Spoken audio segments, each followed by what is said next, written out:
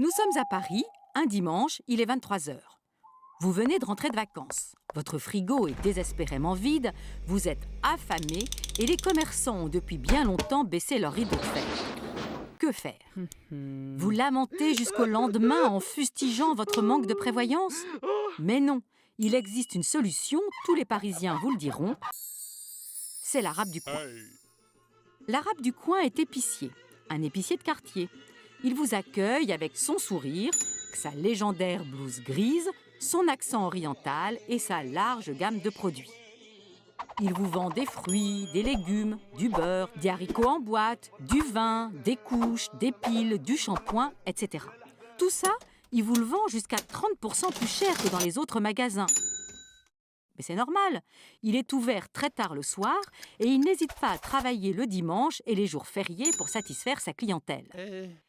En Allemagne, lorsqu'il vous faut du papier toilette à minuit, vous vous précipitez à la station-service. En France, c'est l'arabe du coin.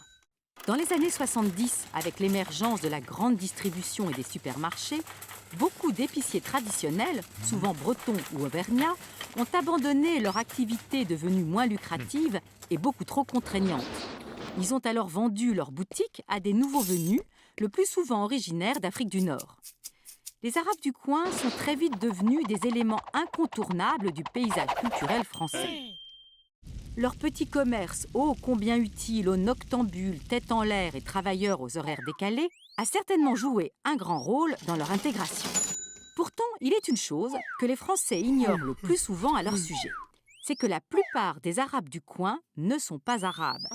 Mais oui, s'ils viennent bien d'Afrique du Nord, la majorité des épiciers de proximité sont des Berbères.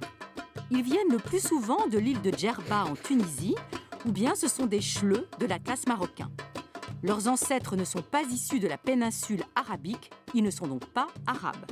En tout cas, même si le terme « arabe du coin » est un abus de langage, il s'est imposé.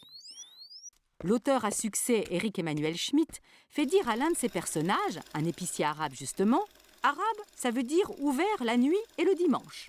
Aujourd'hui, les Arabes du coin, fatigués ou bien enrichis, revendent fréquemment leur commerce à d'autres immigrés, souvent des Chinois ou des Indiens.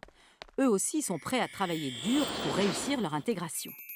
Mais que l'épicerie soit tenue par un Chinois, un Indien ou un Pakistanais, il y a de fortes chances que, pour les Français, ça reste toujours l'arabe du coin.